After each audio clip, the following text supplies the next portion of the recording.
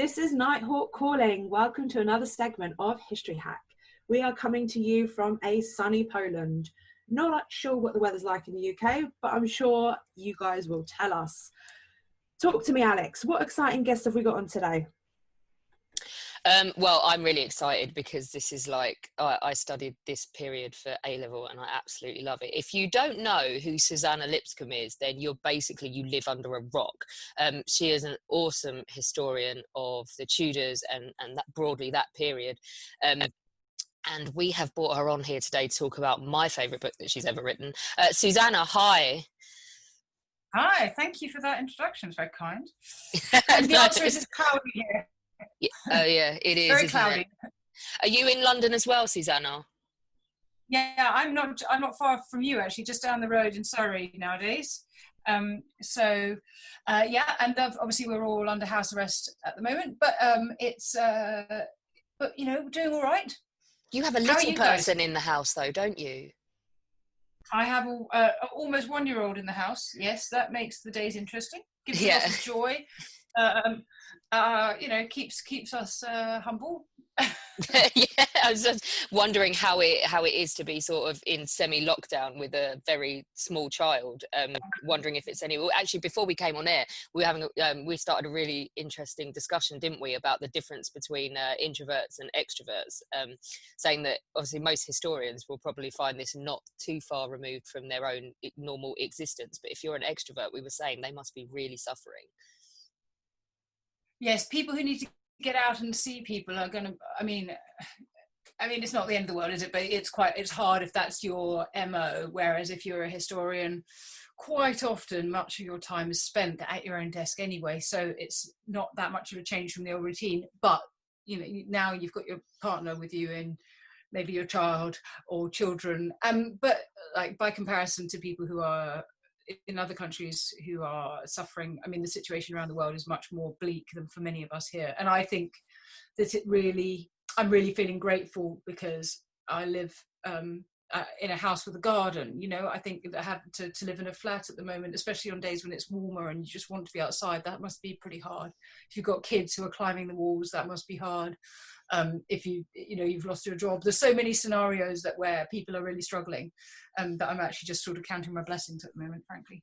Yeah, my very good friend is actually in a flat with no garden, with her 3 children, 4, 5 and 11. They all have it, or the symptoms are subsiding now, but she has literally not put her head out of the door for about 11 days now, and she's going a little bit mad. She calls me and just waffles. Just nothing is coherent. So I just sort of sit there and let her waffle, and just hope for her sake soon she can at least get out and have a walk or something, because yeah, it seems really tough on people, like you say, that are either extrovert and hardly ever spend time in their house, or people that don't have the release of sort of a garden. But let's move away from coronavirus. Oh, we do ask people actually, what's the most ridiculous rumor you've heard about coronavirus? We generally ask people about like cures and how to stave it off. Like we've had the one about the hairdryer up the nose and things like that. Have you seen any? No, I haven't. I've been pretty selective. I've been off Twitter for Lent, as I did. I have been on Facebook, and I did see somebody say on there, "This is the lentiest Lent ever." But you know, didn't plan on giving quite so much up for Lent.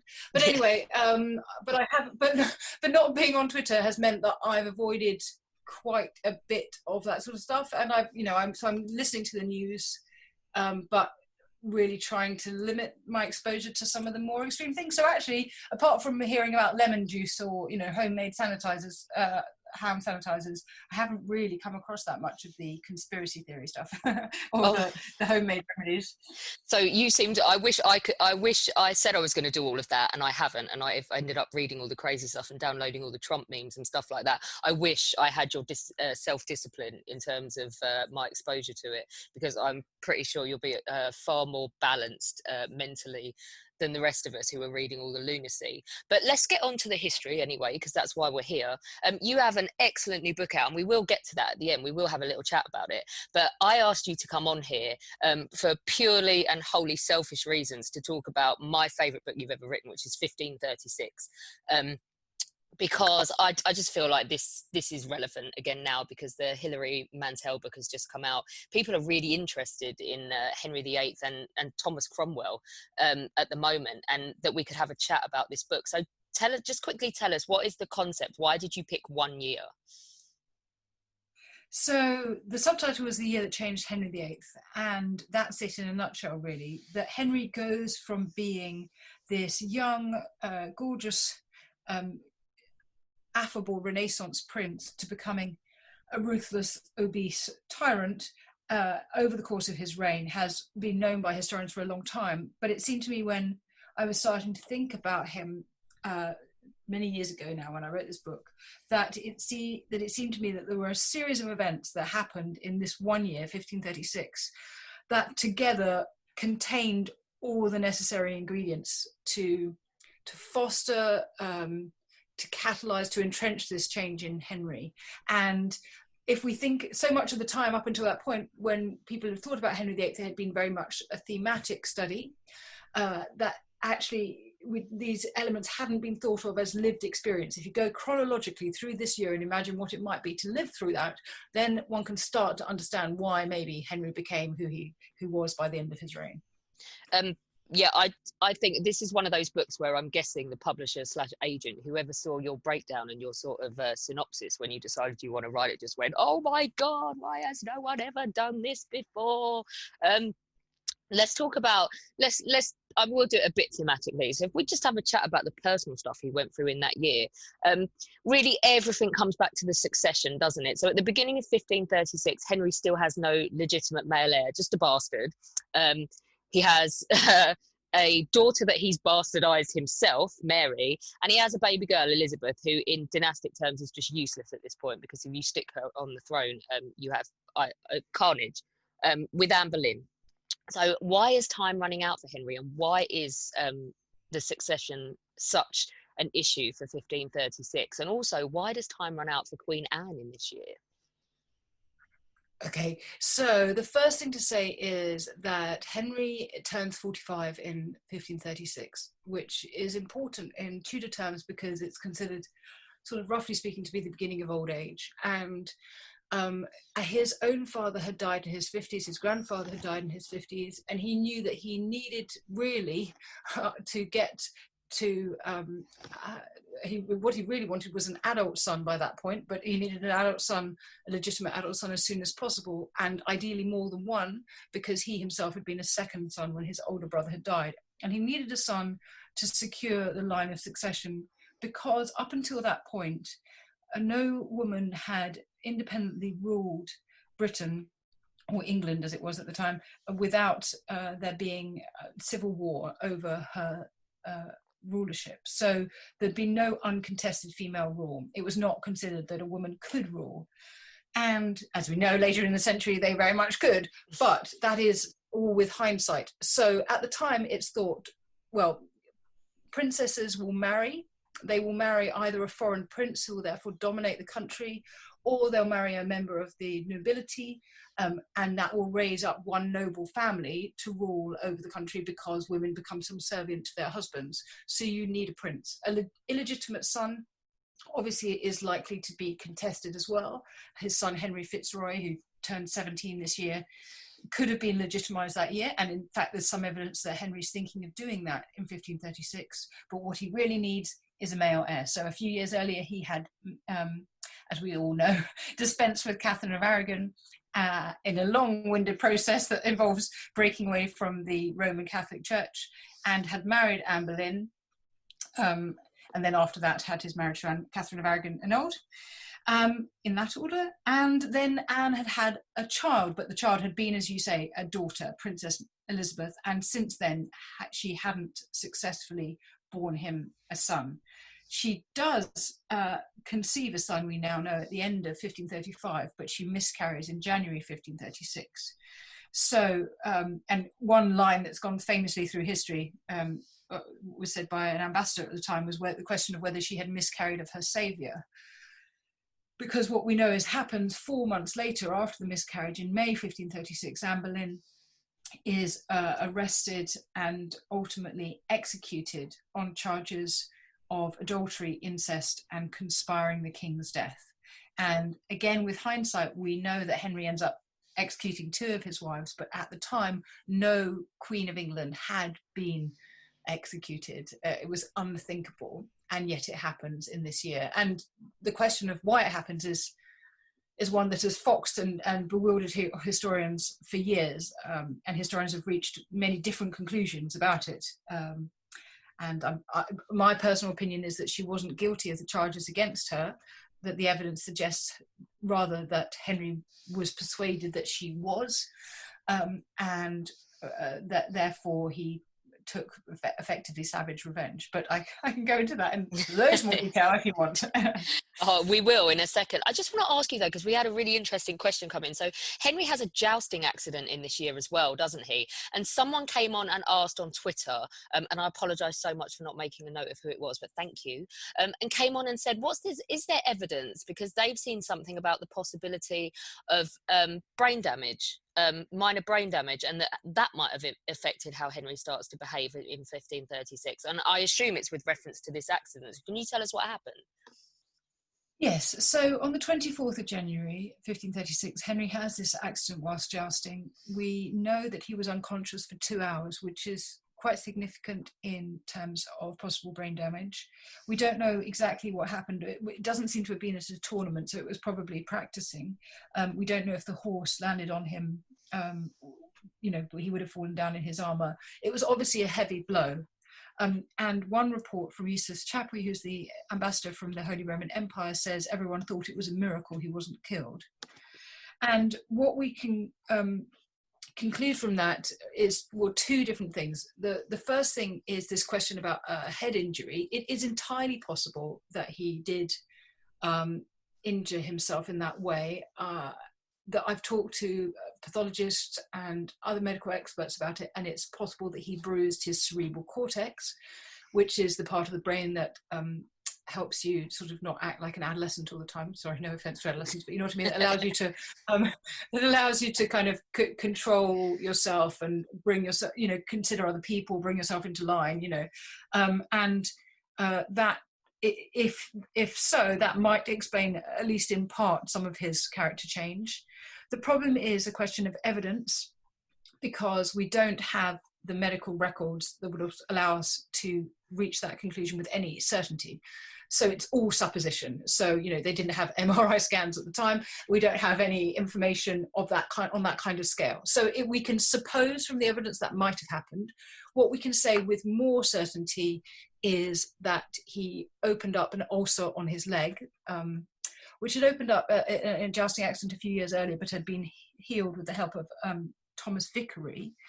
But in this year, it's opened up and it never heals again. It gives him constant and debilitating pain for the rest of his life. I mean, it's very, very serious. It produces occasionally blood clots. Probably in the end, it's what kills him. He dies of a pulmonary embolism, and it's probably a blood clot from this ulcer that has travelled to his heart, says the non-medical doctor trying to explain it. But, so that's as I understand it as best as possible. So, and in 1540, for example, he goes black in the face. It's a sort of it's kind of like DVT if you're trying to understand it.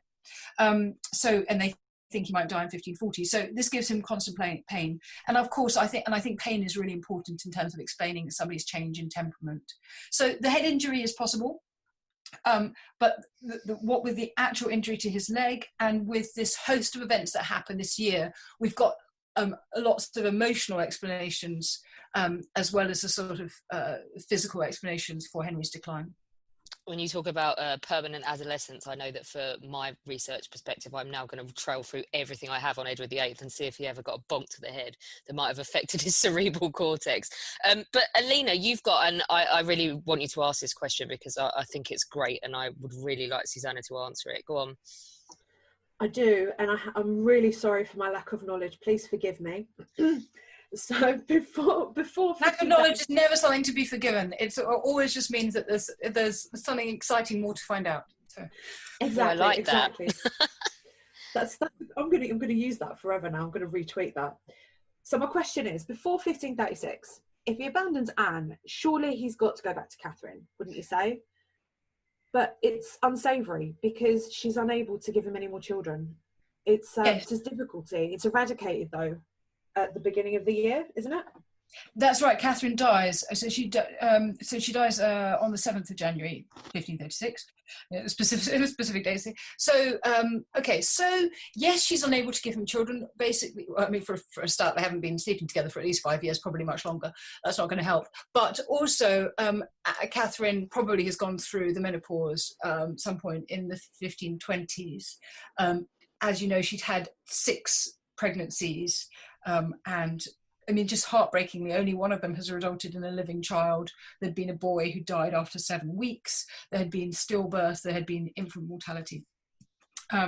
So poor old Catherine had been put through the ringer. But after being put aside by Henry in 1531, she had lived swearing to the end that she was his wife through until early 1536, when she probably died, we think, of stomach cancer, though, as I say, medical records of the time mean that we are making educated guesses. Before that, I don't know, if he put Anne aside, would he have had to go back to Catherine? Given that he had had his marriage to Catherine annulled and had done so on, perhaps not that persuasive, but persuasive enough to him, basis that scripture did not allow him to have been married to Catherine, that the dispensation that the Pope had granted him before their marriage was worthless because it was forbidden to marry your brother's widow, and that if you did so, you'd be childless. That probably would have still stood if he'd put Anne aside. I don't personally think that we have enough evidence. I think it's a bit more of some historians have argued, I think it's become a bit of an urban legend, that Henry was totally fed up with Anne and wanted to get rid of her. I don't think there is that much evidence of that before we get deep into 1536. And it's then in response to the fact that he thinks she's committed adultery with 5 men, including her brother. So you can sort of see his point. But before that, I don't think he's rushing to try to get rid of her. And so I don't think he necessarily would have had to go back to Catherine. And I think that he's not even thinking about getting rid of Anne until such time as it seems that she is completely unpalatable to him.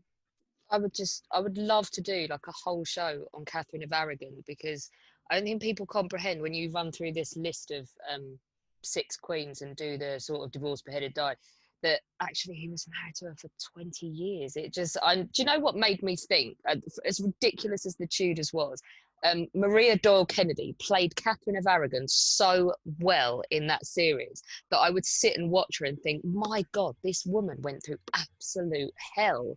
I mean, she had her world ripped out from under her. And the dignity that she retained and the bravery in standing up to Henry, I just think she's fascinating. I don't know about you. I think you're absolutely right. And that's the thing about these TV programs, even if one doesn't feel they're doing the history justice, they are generally interesting people in history, and that's what is so brilliant about them in the end. If they make you go and think, I want to know more about the real person, then that's great. I think Catherine of Aragon, yes, she was queen in the end for nearly 24 years. That's double the length of all his other marriages put together. And she was so important in teaching him the nature of sovereignty, the nature of rule. You know, one could argue she taught him too well, really, in the end. But I think you're right that because of the little ditty, we can easily pass her off quite quickly. But actually, she is a woman who acts with extreme dignity and is a very impressive character in her own right. I totally agree. So we have touched upon Anne's execution, and you've hinted at something else that's to come with Fitzroy. But so if you could break it down for listeners in terms of the succession, why does 1536 change everything? Well, because up until this point, so Henry's marriage to Catherine of Aragon had been annulled. Once Anne Boleyn is executed, Henry also has his marriage to Anne Boleyn annulled. So there's, as you might notice, a bit of a logical gap there. She's been executed for adultery, but they weren't actually married. But there we go. And so Elizabeth is also now illegitimate. And Henry also makes Mary sign a document swearing to her own bastardy and that the marriage between her parents had been incestuous and unlawful. So those two are very clearly off the table. And his only other child, as we've mentioned, is Henry Fitzroy, Duke of Richmond and Somerset, who is already illegitimate. In 1536, therefore, Henry has to do something to deal with worst case scenario. He dies and there is no legitimate heir. And what he does is an act of succession is passed through Parliament, which says that he can nominate his heir. So in actual fact, much later in the reign, Mary and Elizabeth are put back into the line of succession, but never again made legitimate, which causes sort of fun and games for later in the 16th century. But the reason this all changes is because of the birth of Edward, because Henry marries Jane Seymour. But I'm skipping ahead here. So he marries Jane Seymour immediately. I'm skipping ahead with Edward's birth anyway. He marries Jane Seymour immediately after Anne's death in a sort of bravado attempt to prove that he's still a man and, you know, he can still have a wife and all the rest of it. And of course, from his point of view, this is his first real marriage. It's 11 days, isn't it, between cutting off Anne Boleyn's head and marrying Jane Seymour? That's right. They, you know, actually the engagement happens immediately.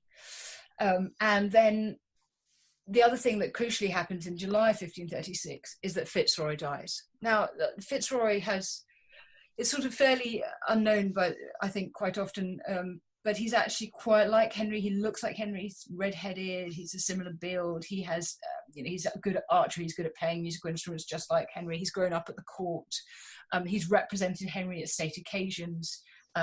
Cheerfully represented Henry the year before at the execution of the Carthusian monks when they were pulled apart. So, you know, that's nice. And has been married off to the daughter of the second highest nobleman in the land. He himself is the highest peer in the land, but he's married to the daughter of the Duke of Norfolk. So it looks like Henry might have been lining him up to be legitimised in 1536.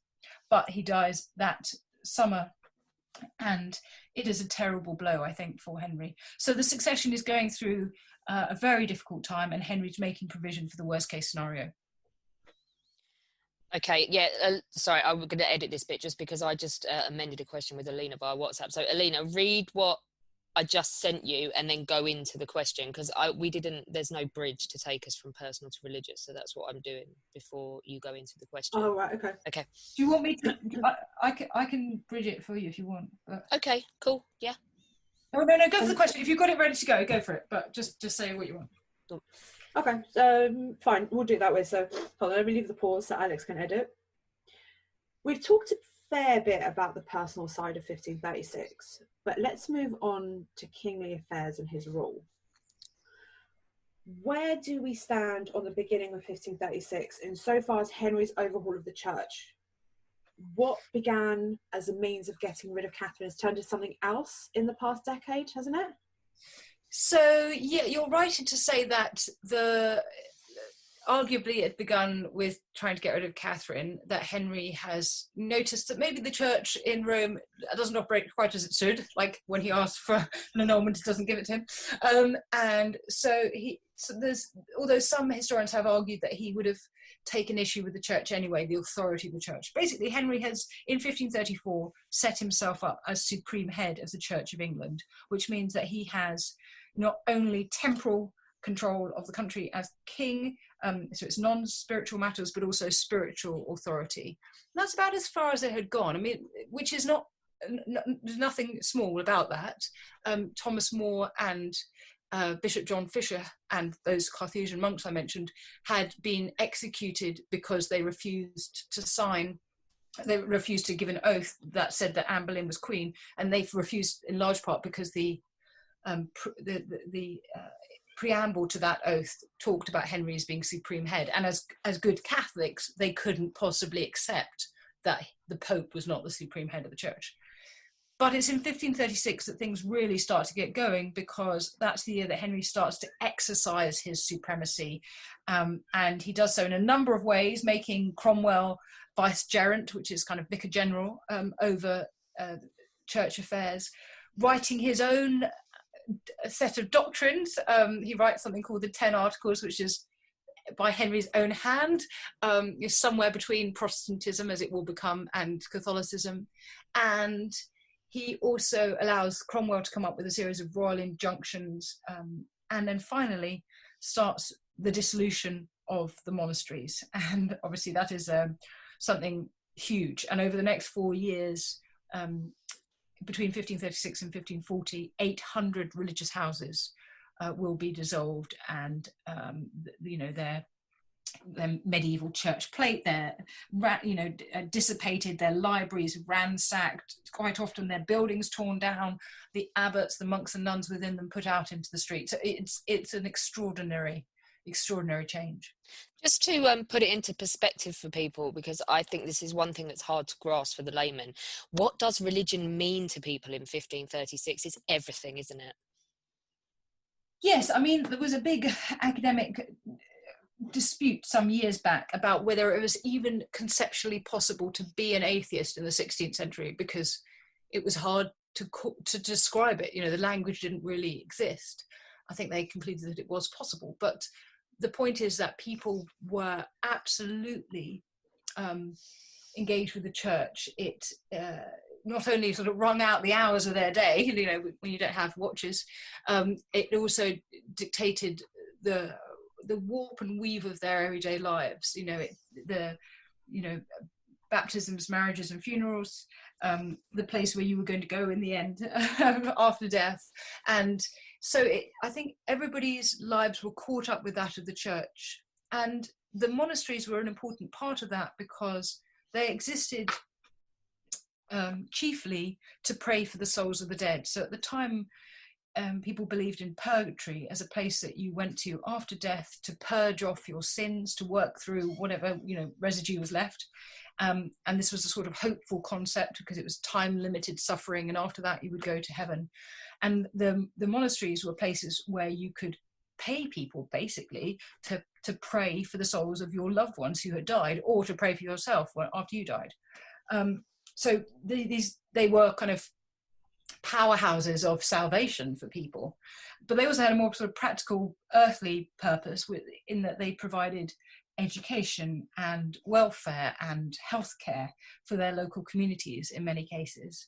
So the destruction of the monasteries was cataclysmic, really, for people's ordinary lives and for their ideas about what would happen when they died. Just so what you're saying essentially is that he's ripped open the fabric of people's lives. What was opposition to it like? And specifically, why is Reginald Pole a problem when it comes to opposition? Okay, so Reginald Pole, or Paul, how we pronounce it is debated, was basically Henry's cousin, and he was down from a line, from a Plantagenet line that could have been a threat to Henry's throne.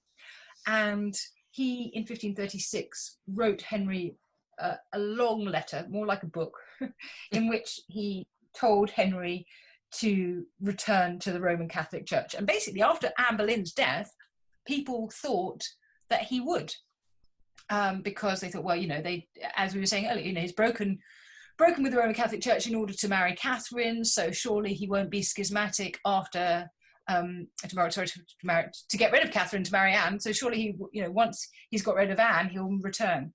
But actually, Henry's got pretty invested in his idea of being supreme head. He likes this image of himself as the boss of people's spiritual lives, and he likes the idea that he has this direct hotline to the divine. And so when Reginald Pole writes to his cousin Henry saying, you are a thief and a murderer and an enemy of Christianity, as some sort of way to try and persuade Henry into returning to Rome, it really backfires, because that's not how you persuade Henry to do anything. It's you softly, rather than going straight on at him. And the other level of opposition comes from the general swell of population. Ordinary people at this time don't have much power to indicate their political views, because to do so quite often involves treasonous activity.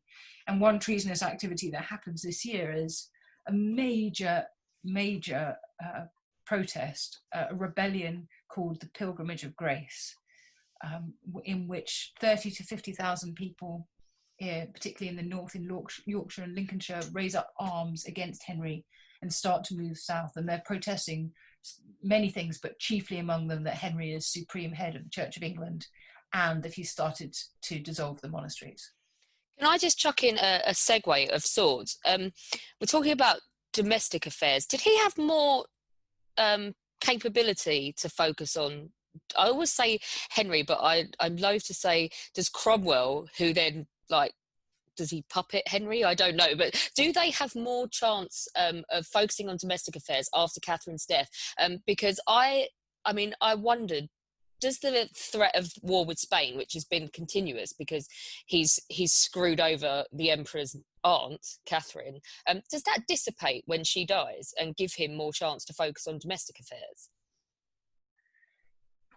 No, I mean, actually sort of almost the opposite, because Henry refuses to return to Rome. And so actually in 1536, the Pope prepares a papal bull, which is only issued a couple of years later, but which is an order essentially allowing anybody to invade England and take the throne from the schismatic infidel Henry VIII. And so Henry has been excommunicated and is refusing to conform. And so actually the threat gets greater over the years that follow. And as a result, Henry builds up forts and fortresses along the south coast and the east coast of England in order to be able to confront that threat when it comes. And the closest thing to it coming is the attempted invasion by France in 1545. But throughout those latter years of his life, he doesn't know when whether either the Spanish or the Empire or the French will attempt an invasion. So the threat does not go away. But the early point you mentioned is also really interesting, because you have touched on one of the sort of key points of discussion about Henry VIII and Cromwell, which is whether we should see Henry as a sort of puppet of Thomas Cromwell, for example, or whether we should see Henry as the grand puppet master. Is he somebody who is manipulating or manipulated? And it has divided historians over the years. And of course, the answer is somewhere in between. Just we've obviously started to talk about the dissolution of the monasteries, but I just wanted to add as well, in terms of him, as you say, starting to make this shift into becoming this big fat dictator in 1536, and his personality changing and the way and him going all out, if you like. How does the dissolution of the monasteries illustrate this? I mean, what does he gain from it? I mean, because it's material, isn't it, as well as spiritual, even if he's arguing that there's a spiritual cause. And I think Cromwell fully is invested in his belief that the monasteries are corrupt and need to come down. I think he believes that with all his heart, and he's not motivated by, let's say, money. But how much so is Henry? Well, I think it changes over time. So I think that at first there's a case to be made for reforming the monasteries. The first act for the dissolution of the monasteries is the dissolution of the lesser monasteries. And the idea is that those that are, less wealthy, have fewer people in them, are running in a much more slack way, and that reforming them and putting the monks and nuns within them into bigger institutions means that things are going to be done more properly. But even that is perhaps a little tenuous, because the year before, Cromwell had, under Henry's instruction, carried out a survey of all the monastic houses. And this is finding out two things. It's finding out their level of vice and laxity. So generally speaking, they're looking for evidence of monks engaged in sexual activity, either with each other or with women.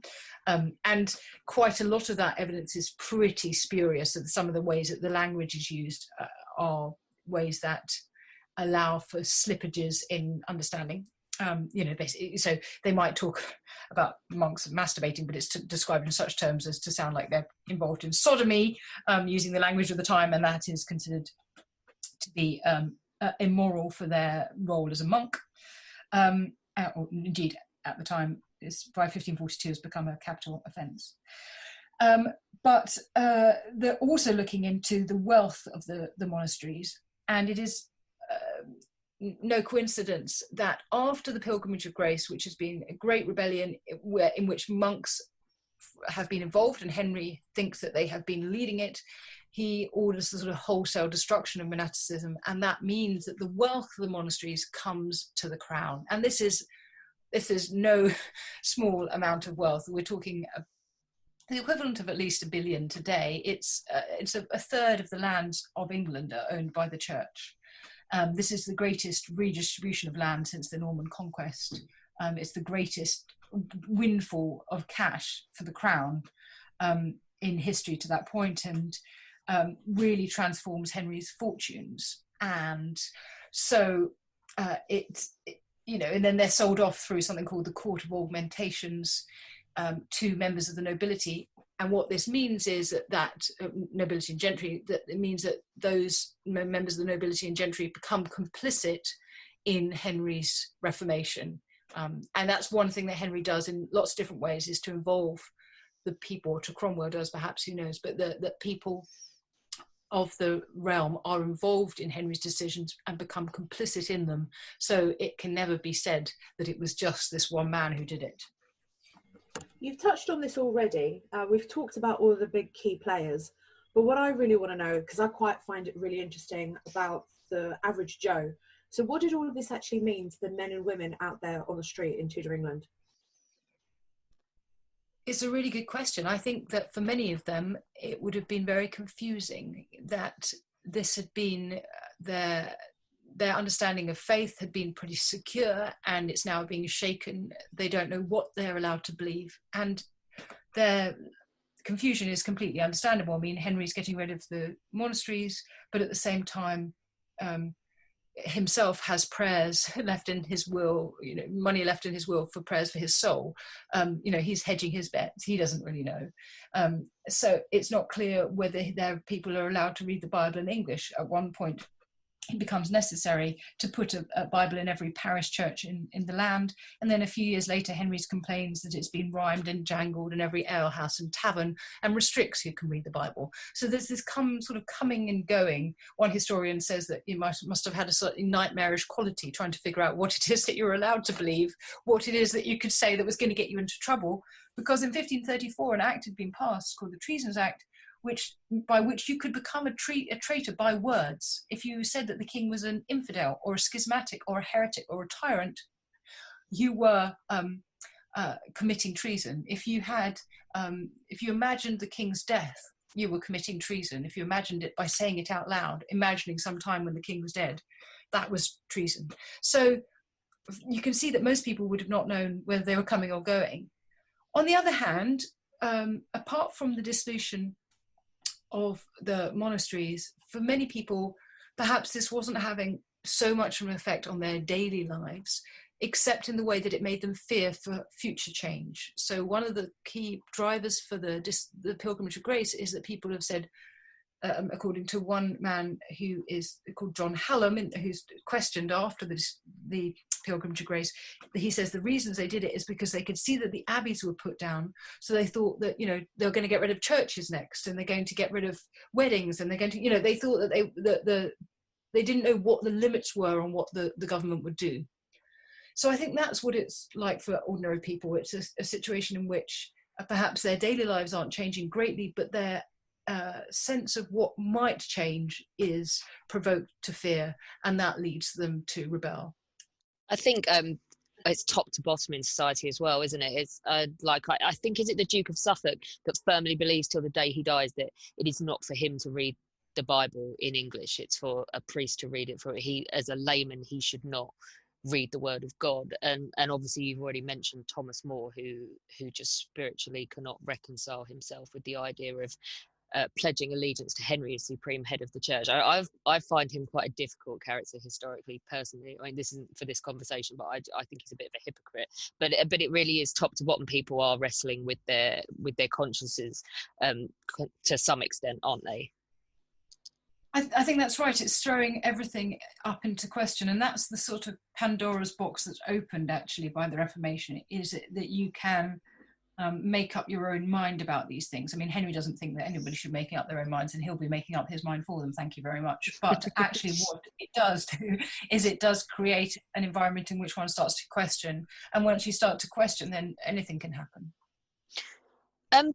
Let's move on to, you've already mentioned the Pilgrimage of Grace, but and how big it was. But I think Henry's response to this and how he treated the leaders is very much in keeping with this sort of beginning of the tyrannical side of him, isn't it? Yes, I think that's right. I mean, so Henry is convinced from the start that these rebels are traitors. He talks about their devilish intent, their traitorous ends. You know, his language is always one of judgment. And so it's a case of, bait and switch. He sends the Duke of Norfolk up to meet them at Pontefract Castle. The Duke of Norfolk promises them various things, including a parliament to consider their concerns in the north of the country, and a pardon for their rebellion, because by rebelling they have committed treason. And so they dissipate, they go home, they're satisfied, and then the new year comes and there's no sign of the parliament, and time goes on, no sign of the parliament, and so fresh revolts break out, and it's just the excuse Henry's been looking for, really, to take savage revenge. And so he sends the Duke of Norfolk back up north in one day in Carlisle. For example, Norfolk carries out 74 executions under the banner of martial law, so they don't need to be put to trial. And that's an indication of Henry's determined response to these rebels. It's one that's extreme and says, my will is law, and if you do things that disagree with me, but effectively during this period of time, in many ways they're becoming treason. Okay, go on then, Alina. Sorry, I didn't unmute myself fast enough. Apologies for that. That's all right. Right. Thank you so much for going back in time with us. In terms of, sorry, start again. All right. Alex, you've typed this in such a weird way that I can't see what you've written. Okay. Thanks for going back in time. In terms of where your history head is at and talking to us about 1536, but you have a new book out, and I think it's fair to say it's a labour of love. I think that is fair to say. Yeah, it certainly was a lot of love at work. I think it's also a labour of blood, sweat and tears. I don't think just love went into it. So it's called The Voices of Nîmes, Women, Sex and Marriage in Reformation Languedoc. And it looks at the same century, the 16th century, but across the Channel in France and in the south of France too. And it's looking at the lives of very ordinary people. So it's looking at the lives of women who are seen through the records of the Protestant Church, amazingly, where people converted to Protestantism in a real minority in France, which remains a broadly Catholic country, and actually they're at times, really involved in warfare as Protestants in a country that's going through cycles of religious war over the last decades of the 16th century.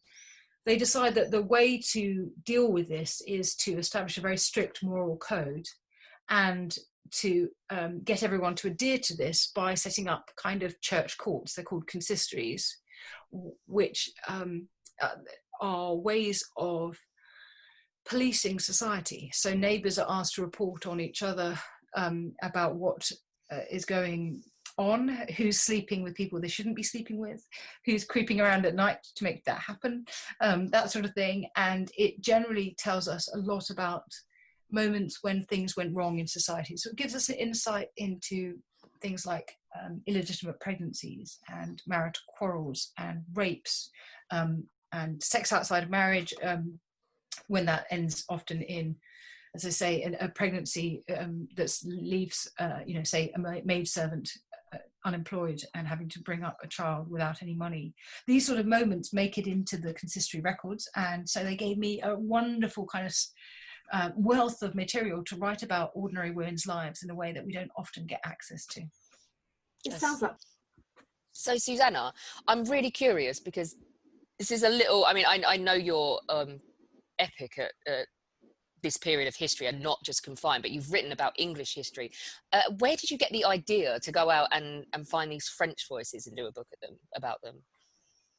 So I was actually working on the French stuff even before I was working on the English stuff. And it came from the fact that back when I was an undergraduate, we had the option of doing what was called a comparative history essay. So I was comparing religious violence in two different countries in two different times. India, actually, in the 19th and 20th centuries, and France in the 16th century, between Catholics and Protestants. And it was out of that I thought that there maybe was something interesting about how women are treated. Women in times of war often are the recipients of particularly savage abuse. And it seemed that there was something about their religious involvement that was interesting. And that's where it sort of came from, that I started thinking about Protestant women in the 16th century. And, I was just interested in finding out more about that.